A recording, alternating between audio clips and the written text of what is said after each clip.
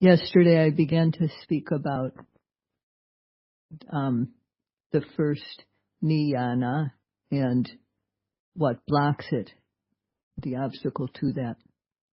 There were quite a few aspects of the meaning of the first niyana, which was nekama. As there were many things to remember, tonight I'm going to speak about nekama as the good deed of Vipassanā, or in Pali, Vipassanā kusala, which was the last, which was one of the topics covered yesterday. And this will be in terms of theory and the practice, explaining both the Vipassanā kusala and how its obstacle, sense desire, or kama chanda, blocks it. Vipassana samadhi, first of all, is called also kanika samadhi, Vipassana kanika samadhi, which means momentary concentration.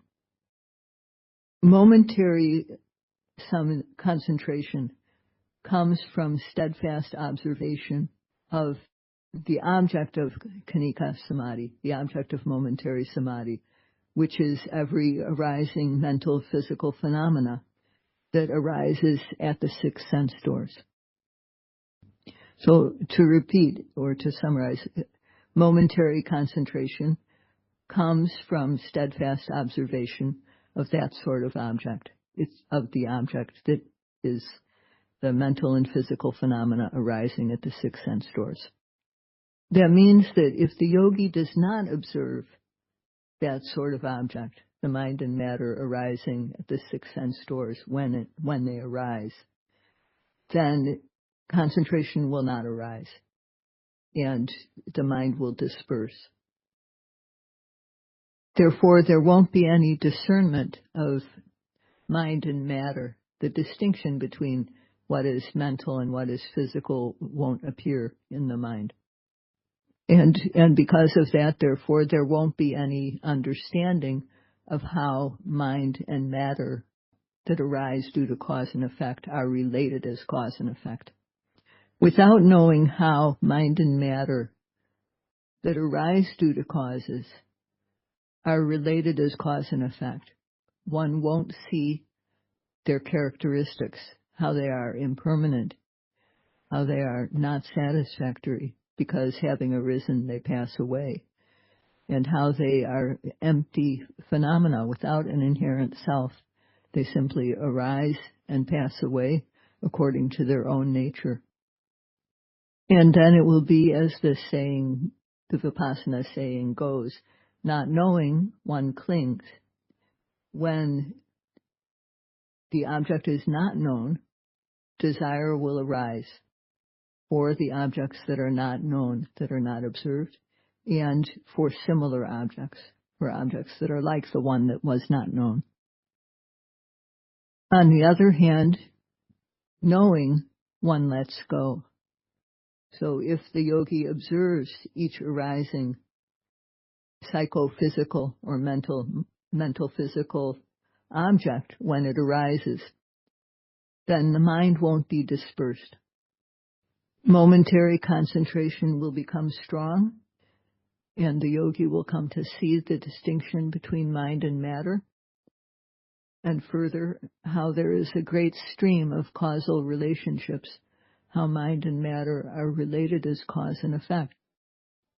Following these two types of understanding, the discernment of mind and matter and the understanding of the causal relationships that arise between them, then the yogi comes to see how mind and matter that arises due to causes, it manifests in various ways as being impermanent, that it, having arisen, it passes away, as being unsatisfactory because of that, and as being empty phenomena without an inherent self.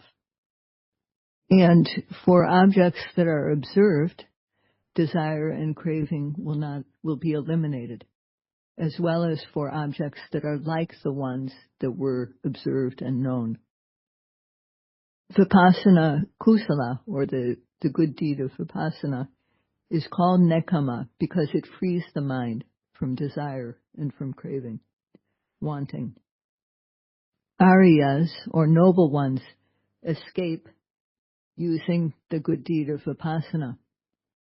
They develop Vipassanā stage by stage until at the maturity of Vipassana knowledge, path knowledge arises, followed by fruition knowledge and realization of Nibbana. And in that way they escape from the cycle of suffering. So because Vipassana kusala is the means of escape, it is called Niyana. To explain the word Arya, it is translated as noble one, and a second meaning of it is parisuddha, which means to be pure in every way. So Aryas, or noble ones, are pure in every way. And to be defiled or impure is low, therefore to be pure in every way is also excellent. So the noble ones, or the Aryas, are excellent because of their unblemished purity. And Vipassana kusala is the way that they escape from suffering. Kama chanda, or sense desire, is called Niyanavarana because it obstructs Vipassana kusala. So what is kama chanda? We talked about it last night, but this is a review. It's simply liking, wanting, craving. Liking good things, wanting to see, to hear, to smell, taste, and touch good things. If something is good, of course, we want it. And also there can be the desire for better and better things, and also working to get the things that we desire. So these are all aspects of sense desire, or kama chanda. How does sense desire obstruct Vipassana kusala in a worldly way? In a worldly way, in our lives, we have many things that we have to do. We have many tasks. We have to do them for ourselves, for other people, for our children, for our business. So there are many, many things. We can call them tasks or just things we have to do. We do these for comfort and for prosperity. And there are various things we have to do, and many. And we strive to carry them out. So there's really no relief from all these things that we have to do. And everyone has these types of duties or things that they have to do. And they are initiated by the desire for prosperity or welfare, plus kama chanda, or sense desire. So I believe that the Emperor Asoka had written on the stone tablets that human beings simply do things for their own welfare. That's what we're doing, doing things for our own welfare. So in regard to the things that we have to do, we plan and carry things out. We seek things that we don't have, that we want to have or need to have. And when we have things, we enjoy them, we covet them, and we have to protect them. And from doing this, there's basically almost no free time because of being involved in this. And this is especially the case in highly industrialized countries. It seems like we're in a heavenly realm where we can obtain anything that we want very easily. In the celestial realms, in the Buddhist tradition, there are trees that have all the types of things that you might need, like coats and food and everything, and you just go to the tree and pick it, And that's actually how some people think about America or Canada. They think about that money grows on trees. I read that on the BBC. Someone said, in India, we think that money grows on trees, in Canada, for example. So that's why people want to go. But when people arrive, they have to work really hard. And there was one yogi who said to Sayadaw-ji, when he said, "Oh, now you've gone to the Deva realms." And she said, "No, Sayadaw-ji, we are like cows. We're like cattle. We work very, very hard." And so he asked, "Well, don't you get paid?" And she said, "Yes, we get paid, but we don't have any time to rest." So this is what it's like. It can be like for people, that there's almost no free time. Further, people don't even have in mind to do something like practice Vipassanā, to develop the mind and knowledge. If they do have the thought to practice, in fact, they're not able to do so. But they don't, and some people don't even know that the mind is something that should be restrained. So because people don't know to restrain their minds, they enjoy even thinking about the things that they like. They enjoy, they take pleasure in what in experiencing, and then they also think about those things and enjoy thinking about them. And on the day off, people go out and have fun and enjoy, for example, going off in boats or campers or for a drive. And with the money that people make, they are able to improve their status and get better and better things. But then also, if they think about taking time off to practice meditation, for example, they're afraid of losing the pleasures that they do have, that they have in their regular life. So therefore, it's hard. They're not able to come to the practice. Without practice, Vipassana knowledge won't develop in them, and they won't know personally what Vipassana is. And if they do not gain the Dhamma within them, they will not be able to escape from suffering. So they're prevented from becoming liberated from suffering. If we look at the cause for this, the cause is the enjoyment and craving for experiencing good things, that is, sense desire. If we compare liberation versus living in comfort, most people want living in comfort, and sense desire wants comfort. So people strive to get this, and therefore they're not not yet able to come to practice meditation. And this is the way that sense desire or kamacchanda can completely prevent vipassana from occurring in a person. If people don't see the defects of sense experiences and the happiness that is gained from them, which is called kama sukha, they think it's happiness, and it will be hard for them to separate from those experiences. And also it will be hard for them to separate from sense experiences from kama sukha if they don't see the goodness of Dhamma happiness or Dhamma sukha. Kama chanda demands kama sukha, the sense pleasure. And for anyone who doesn't see the defects of sense pleasure and who doesn't see the goodness of Dhamma pleasure, it will be quite hard to pull away from sense experiences. And then there's also sense desire that arises during the practice, in between notings. And there can be gross, on a gross level, there can be very gross thinking about sense objects that we experienced before the retreat, or just thinking about sense objects that we typically experience in our lives. And this sense desire arises in between our notings.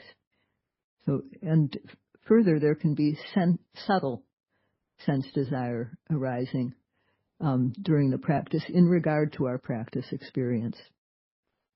So we take pleasure in objects that are good to note or that are very apparent. That's one example. And after enjoying them, then we think about them repeatedly and want to speak about things that were good to note. Also wanting to encourage other people to practice, wanting to preach the Dhamma, and anticipating experiencing good meditation, anticipating experiencing good things in the meditation in advance. People look forward to experiencing insight or special concentration and knowledge, and they even look forward to experiencing Nibbana when they haven't experienced it yet. Actually, the yogi doesn't know Nibbana at that time, but they have an idea about it, and that's what they long for.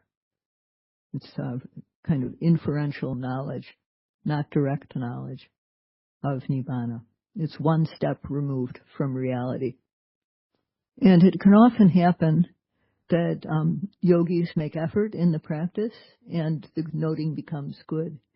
And then there's feelings of satisfaction and joy, and some manifestations of this mental factor of piti, which is translated as joy, are comfort and feeling springy and oozing feeling, and then there's also happiness. This is just a very small range that I've mentioned, but there's a lot of types of very enjoyable feelings that can arise in the body and in the mind too, because of joy that arises from concentration.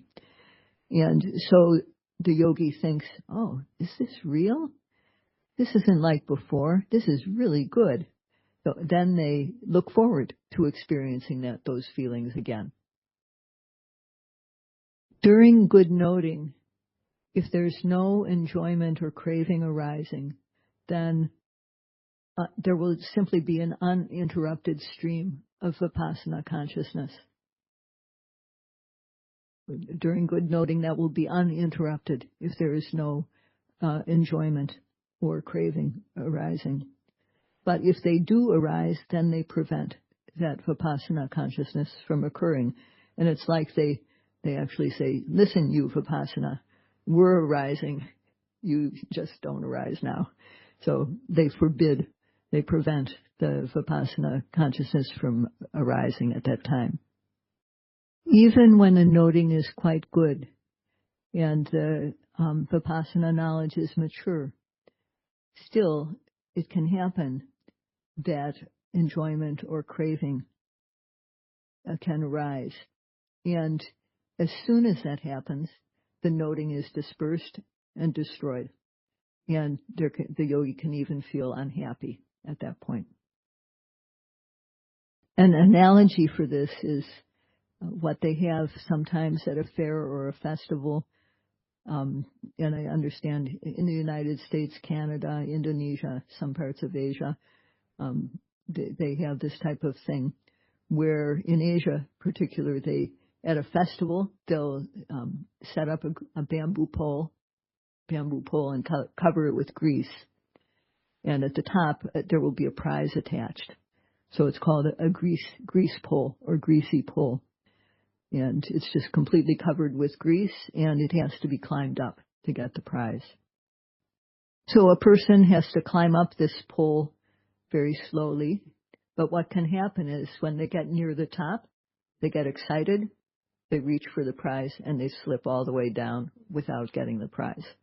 So that can happen in the practice, even though the Vipassanā knowledge is mature. If craving arises, it immediately disperses the mind, concentration completely falls, and this is called the yogi's greasy pole. All these are ways that sense desire prevents or hinders Vipassanā kusala. So it is said in the text that kamacchanda, or sense desire, prevents the yogi from knowing Vipassanā, which is the escape route of the noble ones. But when we say knowing, it doesn't mean, in this case, theoretical knowledge. We can know theoretically about Vipassanā or by hearsay. In this case, it means it prevents experiential knowing that occurs within oneself. Kamacchanda, or sense desire, is called Niyana Varana because it blocks this path of Vipassana. And it is called in the text Nivarana as well as Jnanavarana. And Nivarana simply means obstacle, whereas Jnanavarana means the obstacle to these pathways out or escape routes. So in summary, Vipassana Kusala is called Nekama. It is called Nekama, and it is also called Jnana because it is the means of escape of the noble ones. So if we want to become free of the suffering of samsara, we should rely on Vipassana. We should develop it. And Kamachanda is called Jnanavarana because it blocks the escape route of Vipassana. Therefore, Kamachanda should be avoided. And it should be kept from arising by placing the mind on the body and observing the arising objects. It should be removed, and that means if in fact it does arise, we should remove it by noting. If we compare prevention and cure, prevention is more important. It has more weight, and it is better to win in advance of having to fight. So I should say at this point that when we observe the object and there is mindfulness on the object, it has the characteristic of guarding the mind. So that's why we establish mindfulness in our mind, moment by moment, through observation. And this is like a defense against unwholesome mind states. However, if sense desire happens to break through that defense, then we have to note it. We have to not give it a chance to grow, and we have to cure it quickly by noting it aggressively. It can only be cured if it is firmly suppressed with the noting like that. And when it is suppressed with Vipassana, it gets weaker and weaker until finally it doesn't arise. So I would like to say that at this point, probably tomorrow I will talk about the development of knowledge that I mentioned in here, the discernment of mind and matter, and something that I mentioned previously about how sense experiences is made up of components. For example, I spoke about the ear base, the sound that is striking the ear, and the hearing consciousness that arises. So the process of sense experience, I want to discuss that, and causal relationships, because these things I haven't mentioned, and you may not be familiar with them. So with the objective of gaining freedom from sense desire and the bondage of suffering, I hope that you will all be able to apply the method, placing the mind on the body to observe the objects that are, as they arise, aiming and making effort, aiming the mind and making effort to observe steadfastly and effectively, and trying to create this protection in advance from defilements. In doing so, may you be able to develop Vipassana knowledge fully and realize liberation. Sadhu, sadhu, sadhu.